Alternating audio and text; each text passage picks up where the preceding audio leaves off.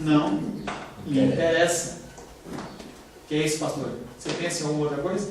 Não, eu estou cansado, estou com sono, trabalhei o dia inteiro. Ou começa a folhear a Bíblia. Louvor, o cara lá lendo a Bíblia. Ele não leu a noite na semana inteira, mas não é legal você pensar nisso? Quanto maior o interesse em uma determinada área, tanto maior será a facilidade de atenção. Por que as pessoas dormem no culto? Se pegar aquela pessoa que está no culto e colocar ela na frente de um filme, pode ser até o Ghost. Lembra do Ghost? Pode até ser o Ghost. O cara vai prestar atenção. Se colocar você para ler a Bíblia, você vai falar, estou com sono. E aí eu tenho uma dificuldade com uma frase que eu trombo em aconselhamento bíblico. Pastor, eu não tenho forças para a igreja. Que é clássica. Aí eu com amor, eu não falo, entendeu? Falando para vocês. Eu tento trabalhar isso, mas eu fico imaginando, eu falo assim, você vai trabalhar? Vou. Você vai para a loja da Arezzo quando tem a promoção? Vou. Você vai no jogo lá do Flamengo? Vou. Você vai lá. Com certeza. E para ler a Bíblia? Pastor, é um sono, é retaliação. É o espírito Do sono. Nosferatus. Deixa eu dar um nome que esse eu conheço, tá? Nosferatus, ele é um demônio, que é o vampiro, e ele suga suas energias. Tuas origens. Então quando você... Você começa a ler a Bíblia, aquilo vai dando um sono. Por que dá sono em você? Porque você não tem interesse, você não acredita no que você está lendo. Como é que é o nome? Nosferatus. Nosferatus. Tá São Paulo aí foi. É o demônio das feiras? Isso é do desânimo, né? Fala pro irmão que só tá com demônio. Ele tá com demônio do vampiro. Não é porque a noite toda ele dormiu de ponta cabeça. Nosferatus. É romano. É tão interessante essas nomenclaturas, porque se você vê o primeiro filme de vampiro que teve, ele era preto e branco ainda. O cara todo distorcido com uma cabeça de ovo, você já viu, entendeu? O nome dele era Nosferatus. É um demônio. Deixa eu apagar aqui, senão o Ayrton não vai deixar lá mais aula para vocês. Ele vai falar assim, esse cara em vez de se converter, ele fica falando de demônio. Vocês não dos demônios, cara. Mas quando a coisa é interessante, se eu começar a falar, vocês podem estar com o maior sono aqui. Gente, se eu parar de falar de mitologia científica e começar a falar de demonologia, você viu que a hora que eu falei dos Nosferatus, o povo já começou... Gente, por quê? O pessoal é atirado por esse tipo de coisa. Por que a pessoa consegue ler uma trilogia, como eu li, do Daniel Mastral? 1 e 2, Filho do Fogo, 1 e 2, Anjos da Luz, 1 e 2, Saindo no Sei das Contas lá, 1 e 2, cada tomo, porque não é nem livro aqui, chama tomo, cada tomo daquele tem 600 páginas, e eu li todos, inclusive eu estou num dos livros, tá? Eu sou importante. Você está no qual deles? Lógico que eu estou. Eu acho que é no Voz do que Clama no Deserto, volume 1 ou 2, eu não lembro, né? Mas eu vou contar a história. Quando você começa a falar disso, quando você começa a ler sobre isso, a pessoa fica absorta. Pega o livro do Filho do Fogo e começa a ler. Parece uma novela e você está querendo ler, porque você não está acostumado com o sobrenatural. Primeira coisa. Então o que acontece? Você começa a ler ali, o cara fala assim, olha, o demônio fez isso, e aí o Mastral, ele estava lá, tem uma cena lá que ele está num teatro, e ele faz um símbolo pentagrama, diz que ele sopra, aí pega fogo, o cara fica, o que o diabo vai fazer de novo? Você fica naquela emoção, entendeu? E aí você vai lá ler, Josué, 7 voltas, Jericó, Sem graça. tocou trombeta, que coisa chata. Mas é isso que o nosso coração está.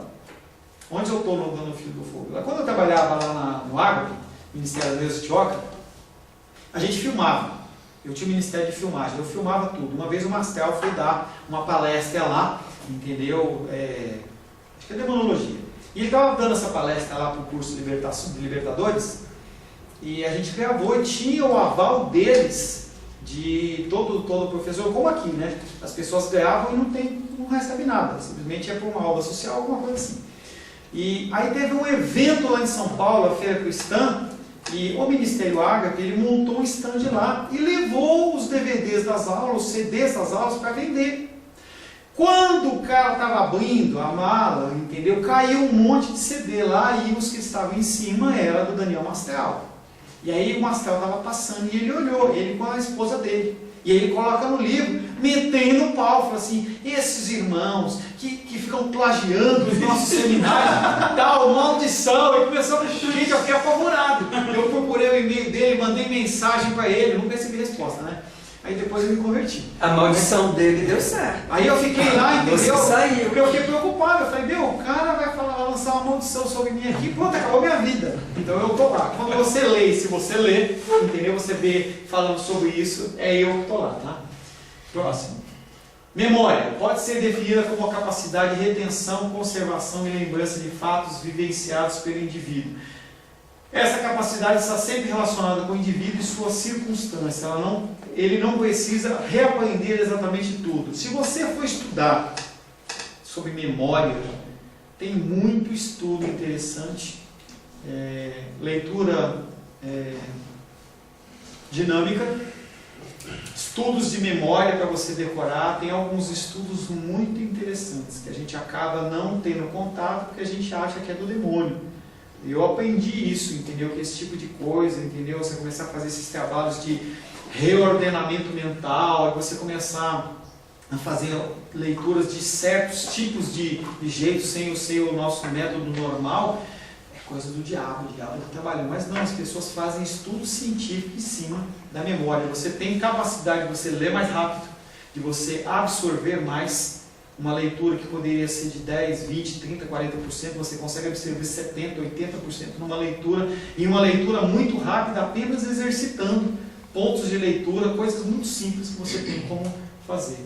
Decorar, ele é diferente de memorizar. Decorar, você usa sua memória rápida.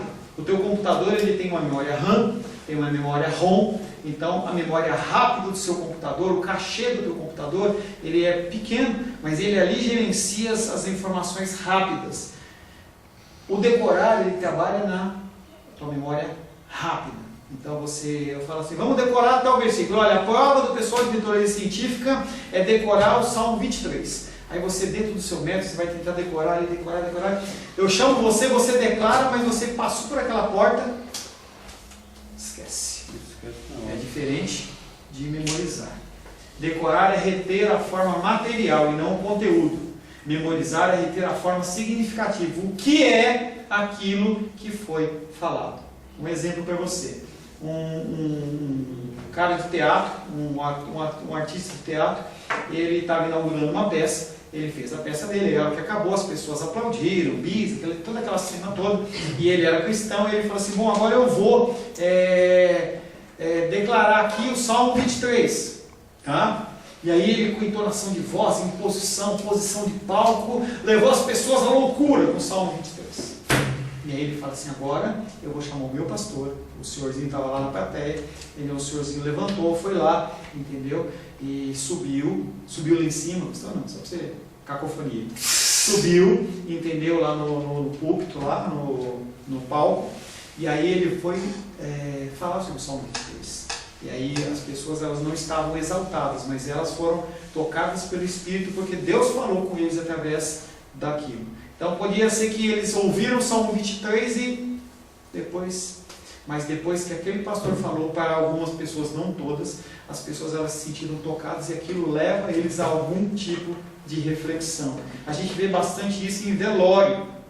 Velório, as pessoas, elas estão quebrantadas. Naquele momento, se você falar de Cristo para elas, as pessoas, elas têm um coração mais aberto para ouvir, tá?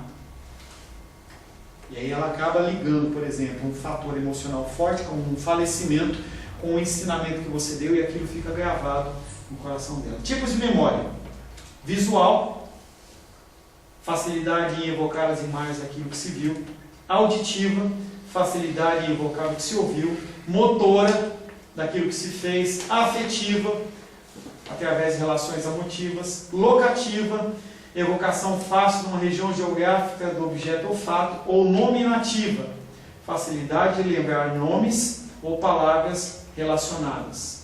Leis da memória: repetição. Quanto maior a repetição de um fato, melhor a retenção na memória. Você lê um salmo, E é engraçado que a gente tem dificuldade de decorar texto.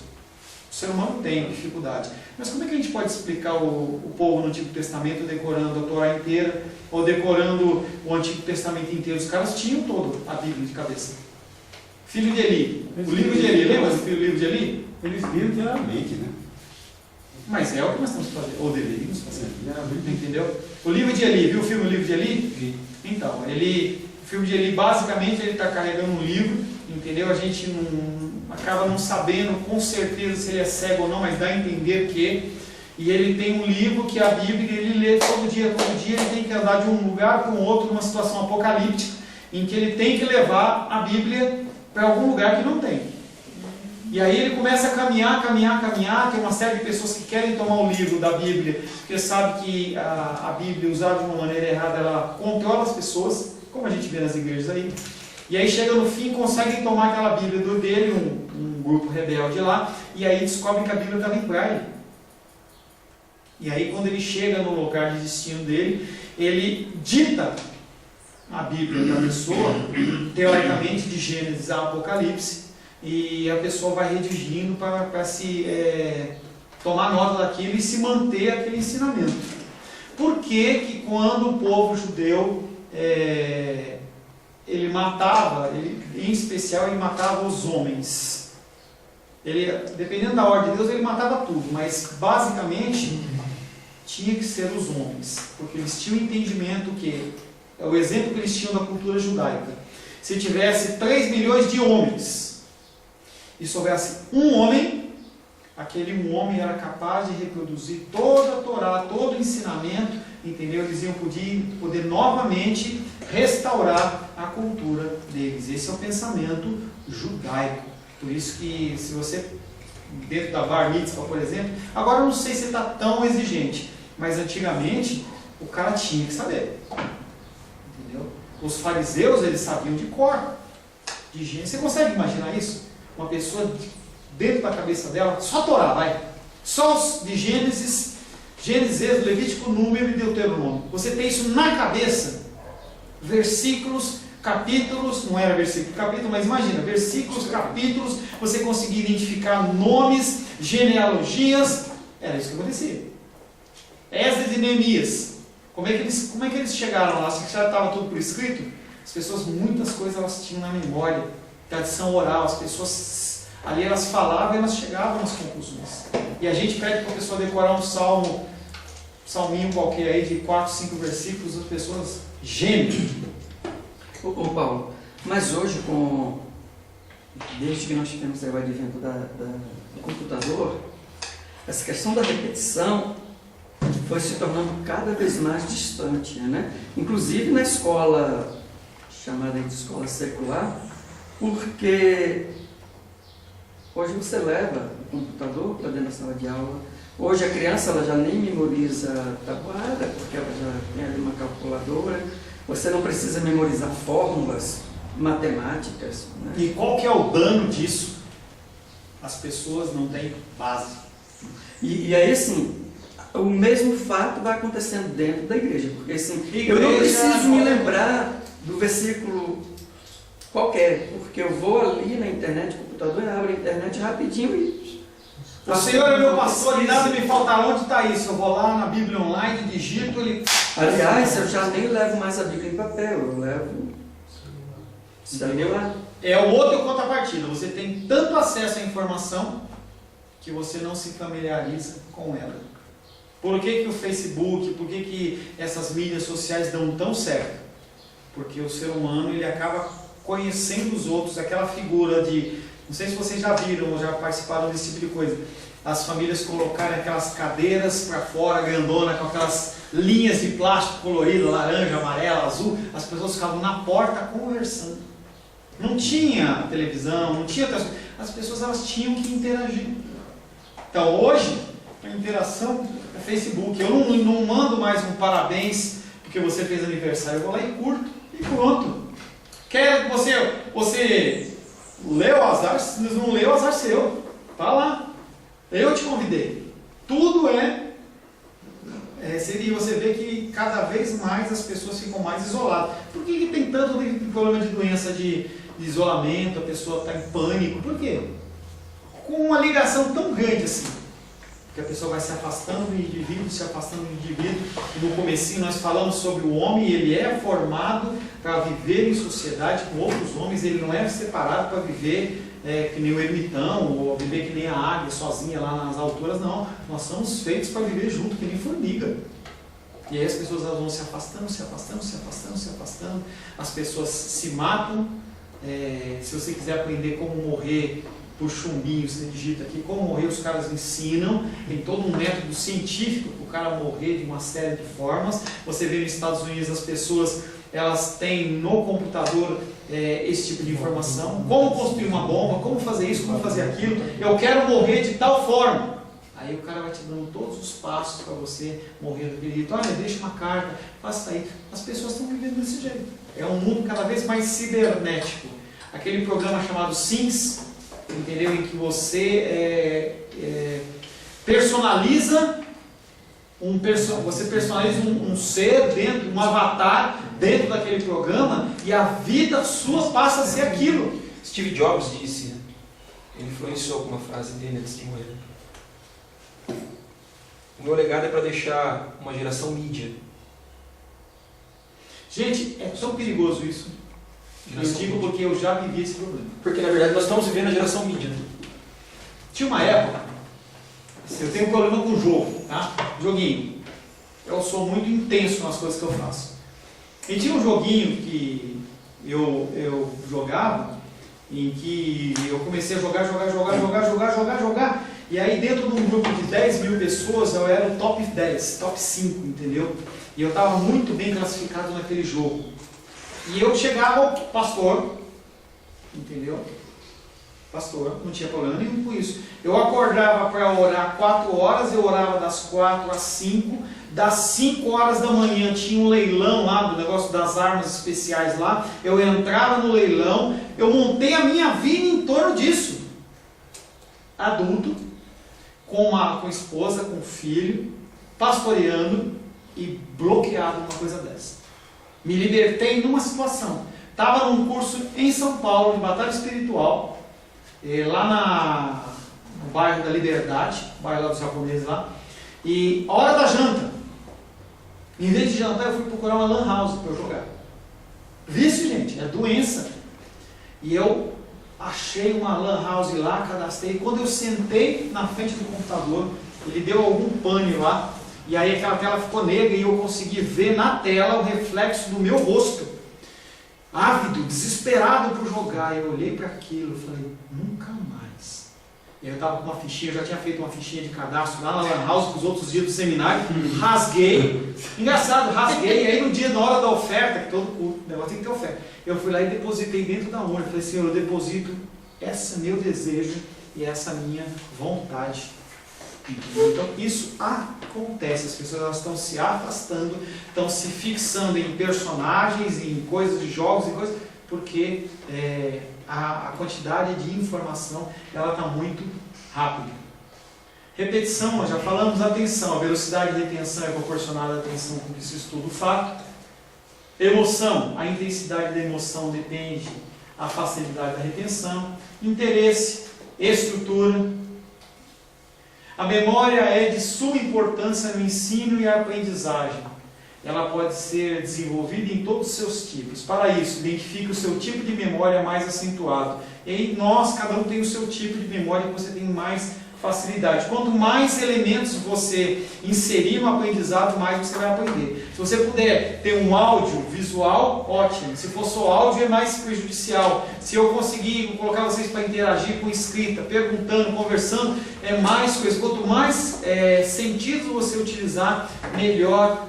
Isso também tem que funcionar para nós dentro das nossas igrejas. Não é simplesmente você chegar lá e vomitar um monte de conteúdo. Você tem que fazer com que as pessoas se interessem pelo que você está falando. Não, pastor, eu não quero fazer isso. Eu vou falar, se o cara não quiser, o cara vai para o inferno e azar dele. Não é assim que funciona. Tá? Não, mas não é assim que muitas pessoas pensam. Capacidade que associação de ideias. Capacidade que possibilita ao indivíduo relacionar e evocar fatos e ideias. Princípios de associação. Relação, Dois fatos ou ideias apresentam uma relação entre si como causa e efeito. Onde tem fogo, onde tem fumaça, tem fogo. Se você vê o vermelho, normalmente você associa ao sangue. Se você tem uma pessoa que tem um apelido, você normalmente associa a pessoa com um apelido. Afetividade. Quando um dos elementos se liga à afetividade. Você recebeu algo de alguém, aquilo te faz uma associação de ideias. Espontaneidade e controle. Infinidade. Egocentrismo. É mais fácil associar ideias ou fatos com experiências individuais. Se você consegue associar algo com uma experiência sua, você grava mais fácil. Por exemplo, por que a igreja aceita tão fácil a teologia da prosperidade? Porque todo mundo quer ser próspero. Nós vivemos uma sociedade do ter e não do ser. Lá no Japão, eles são mais ser do que ter, apesar que eles têm bastante.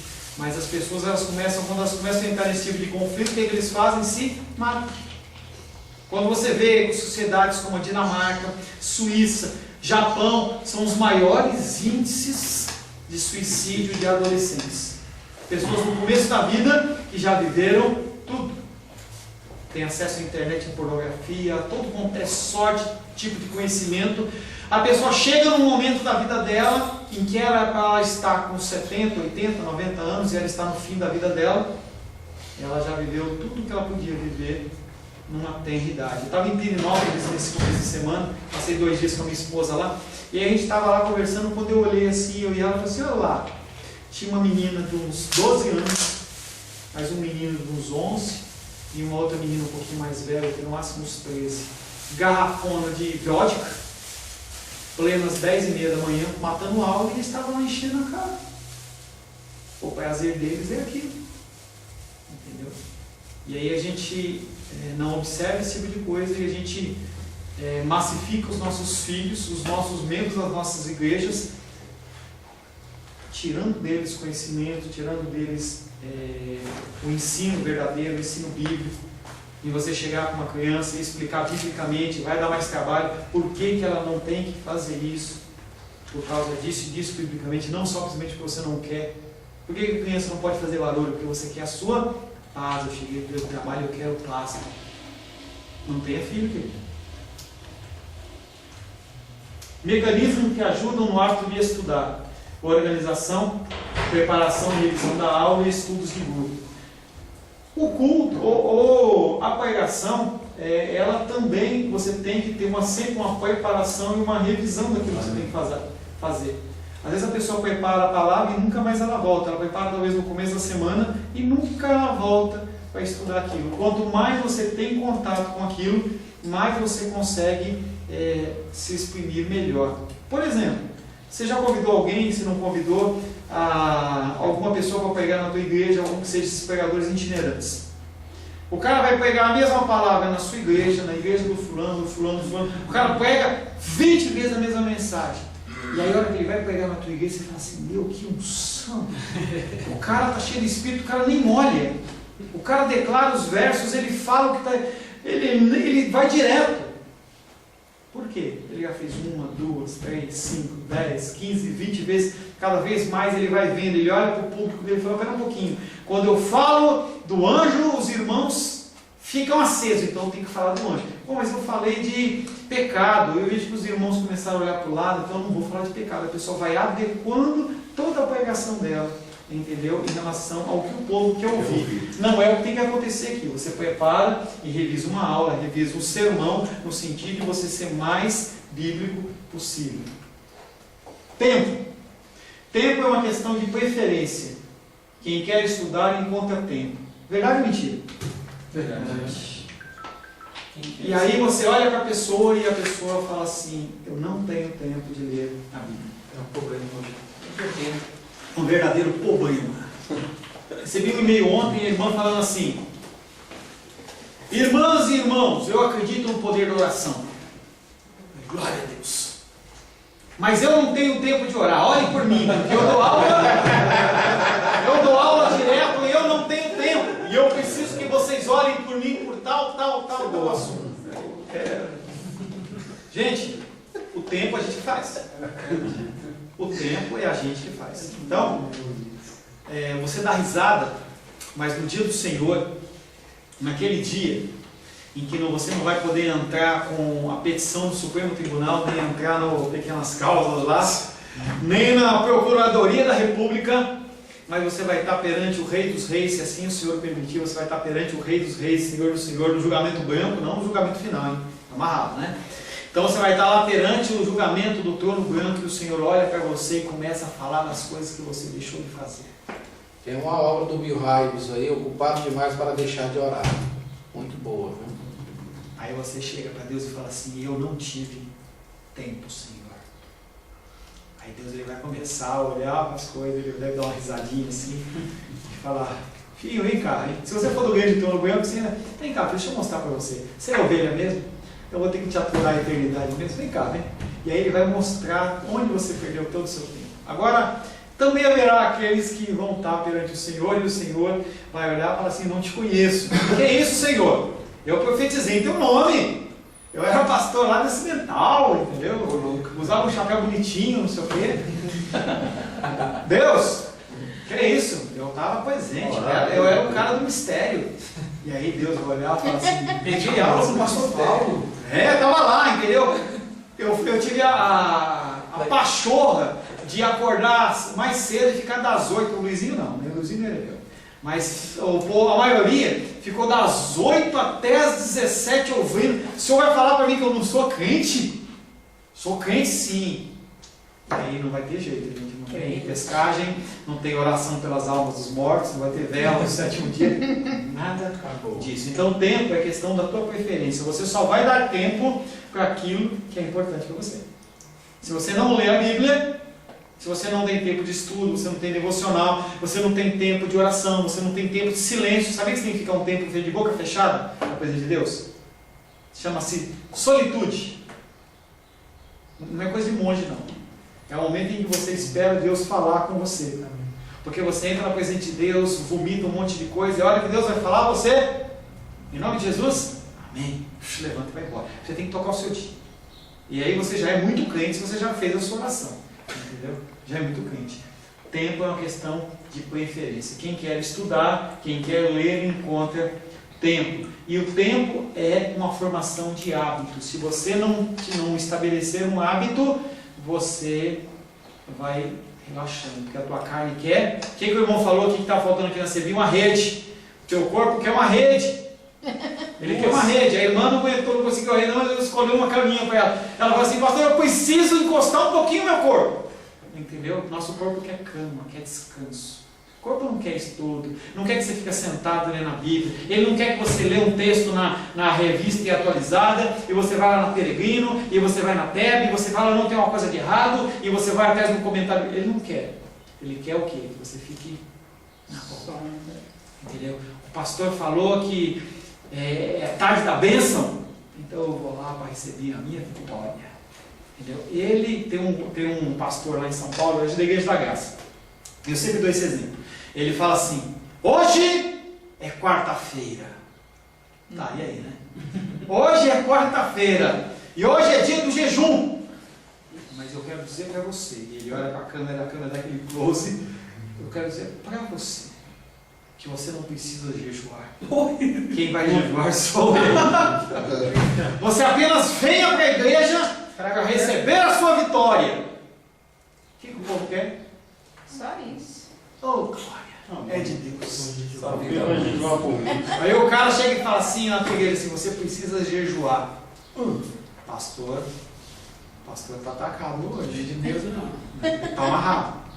Aí o Senhor fala assim, olha, ajuda aquele missionário lá, sabe aquela poupança que ele está fazendo para trocar o carro? Nossa. Entendeu? E ele fala assim, tá, pô pastor, Senhor, mas eu tenho 10 mil reais. Eu deixei de comer pizza, eu, ao invés de comer uma pizza de marguerita, que tinha um tomate em cima, eu comi de mussarela, para economizar R$1,50. Eu estou fazendo isso faz um tempão, e eu tenho que dar esse dinheiro para o missionário. Ele fala, tem, está amarrado, isso não vem de Deus. Coisa negativa não provém do Senhor. Então, para a formação do hábito, você tem que ter um hábito de ler a palavra, de orar, de estudar, de dar o dízimo. É tudo hábito que você cria na sua vida. O teu corpo ele condiciona. Educação física. Exercício na academia. Se você está letárgico e você vai para a academia e quer tirar o atraso, no outro dia você nem caminha. Nem caminha. Os seus músculos, eles esquecem o movimento. Eles começam a ficar totalmente ociosos. Nós temos que ter a formação de hábito.